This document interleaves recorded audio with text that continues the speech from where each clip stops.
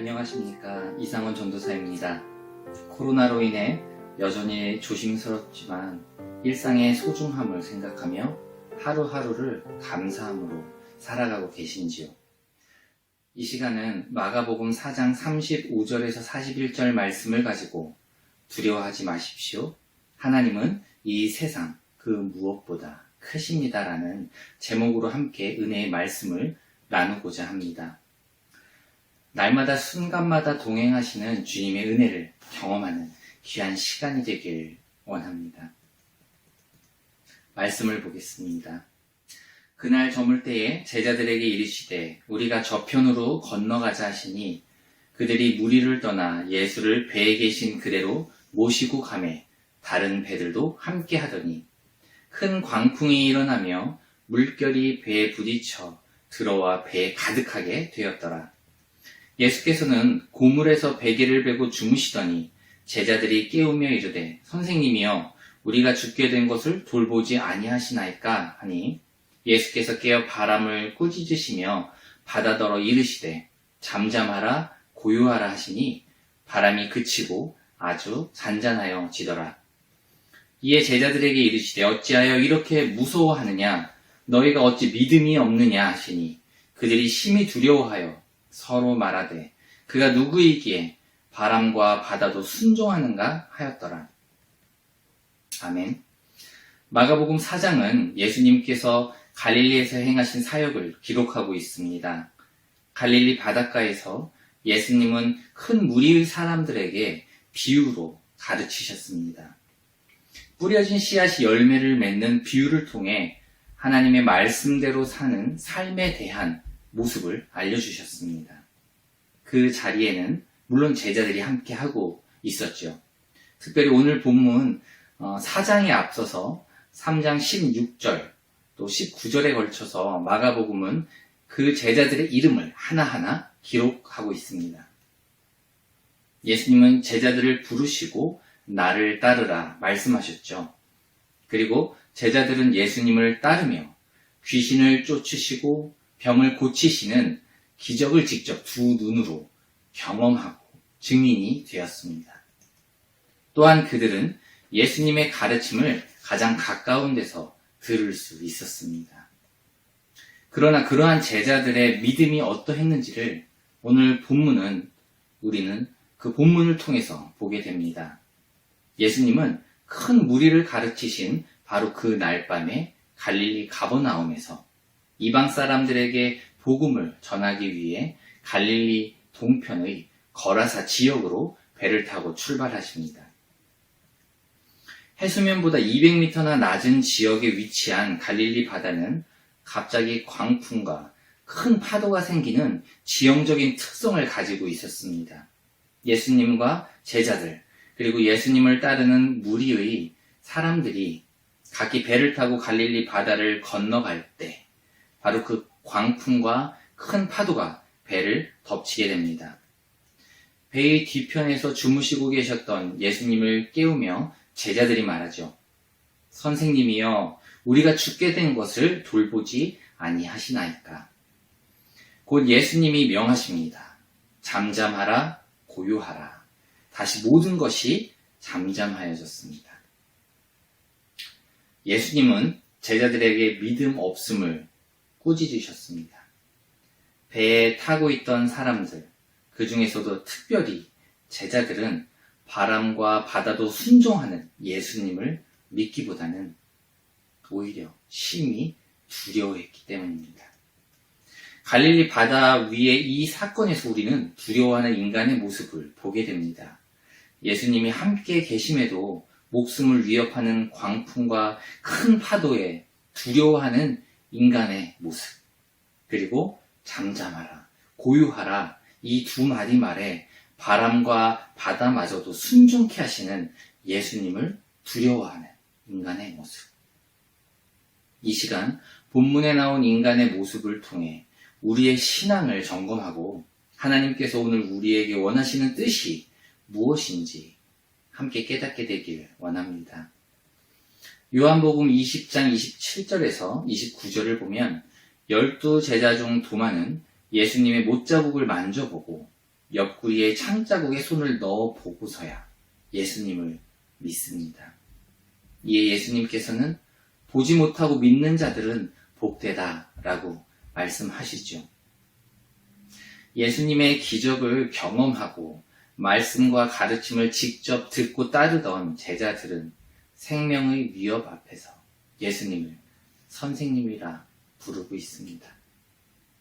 예수님을 따르던 그들은 예수님에 대한 믿음이 없었습니다. 귀신을 쫓으시고 병자를 고치시는 예수님을 보고도 믿음이 없었습니다. 로마서 10장 17절에서 믿음은 들음에서 나며 들음은 그리스도의 말씀으로 말미암는다 라고 말씀하셨는데, 씨 뿌리는 비유와 등불의 비유 등 예수님의 말씀을 가장 가까운 바로 옆에서 들었던 제자들은 믿음이 없었습니다. 믿음이 있음과 없음은 이렇게 가장 중요한 시기에 나타납니다. 코로나로 인한 경제적 어려움과 모든 사회적 활동이 제약받고 있는 이때에 우리의 믿음은 어떠합니까? 우리에게 진정한 믿음이 있습니까? 믿음이 있는지 없는지의 여부는 우리가 갖고 있는 두려움을 통해서 알 수 있습니다. 먼저 목숨을 위협하는 광풍과 큰 파도에 두려워하던 제자들을 생각해 보겠습니다. 지금 제자들에게는 두 가지의 두려움이 엄습했습니다. 첫째는 광풍과 큰 파도가 배를 덮쳐서 곧 배가 침몰할 것이라는 두려움입니다.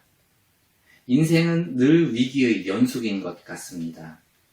학생들에게는 초등학교와 중학교, 그리고 고등학교를 졸업하고 대학에 입학하여 또다시 졸업과 취업하기까지 시험 또 평가의 위기가 계속해서 밀려옵니다. 가정을 돌보는 부모에게는 매달 유틸리티와 몰기지, 세금과 보험료, 생활비와 카드값 등을 내야 하는 경제적 어려움, 또한 성장기 사춘기의 자녀들과의 관계의 위기, 또 부부간의 갈등과 상처로 인한 위기, 이민생활 가운데 스테이터스의 문제로부터 오는 위기, 코로나로 인한 건강, 경제적, 사회, 문화적인 위기, 무엇보다 예배로 교회에 모일 수 없는 우리의 신앙의 위기 등 오늘도 우리는 위기 가운데 서 있습니다. 우리는 제자들의 목숨을 위협하는 광풍과 큰 파도와 같은 코로나 시대라는 위기 앞에 서 있습니다. 과연 우리와 함께 하시는, 우리를 인도하시는 그런 하나님을 믿고 바라보며 소망을 품고 살아가고 있습니까? 눈앞의 현실만을 바라보며 제자들과 같이 두려움과 절망에 사로잡혀 있지는 않습니까?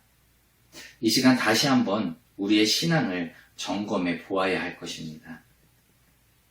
둘째는 이렇게 위급한 상황에 배에 함께하고 계시지만 이 상황을 아시는지 모르시는지 평안히 주무시고 계신 예수님을 보면서 생기는 희망 없음, 소망 없음의 두려움입니다. 이스라엘 백성이 출애굽 당시 홍해라는 희망 없음의 큰 위기를 맞닥뜨리지 않았다면 바다를 가르시는 하나님을 경험할 수 없었을 것입니다. 이스라엘 백성이 광야에서 생활을 할 때에 먹을 것과 마실 것이 없어서 더 이상의 소망 없음의 위기에 처하지 않았다면 만나와 메추라기로 먹이시고 반석에서 샘이 솟게 하시는 하나님을 경험할 수 없었을 것입니다. 길 없는 광야에서 어디로 가야 할지 모르는 희망도 소망도 없음의 위기에 처하지 않았다면 불기둥과 구름기둥으로 젖과 꿀이 흐르는 약속의 가나안 땅으로 인도하시는 하나님을 결코 경험할 수 없었을 것입니다. 광풍과 큰 파도에도 예수님은 제자들과 함께 계셨습니다.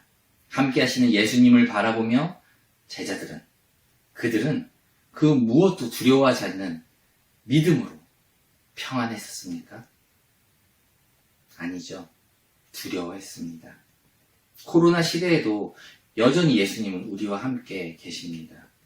교회에서 예배를 드릴 때나 온라인으로 예배를 드릴 때나 또한 교회에서 기도를 할 때나 우리 각자의 삶의 자리에서 기도를 할 때나 여전히 하나님은 우리와 함께 하십니다. 그러나 함께 계신 예수님을 믿는다 하면서 혹시 우리는 눈앞의 위기에 제자들과 같이 두려워하고 있지는 않습니까? 주무시는 예수님을 향해 제자들과 같이 외치며 조급하게 우리의 믿음 없음을 드러내고 있지는 않습니까? 소망을 품고 믿음으로 더욱 주 앞에 나아가기보다 절망을 품고 두려움으로 더욱 세상을 향해 나아가고 있지는 않습니까? 하나님이 나와 함께 하십니다. 하나님이 우리와 함께 하십니다.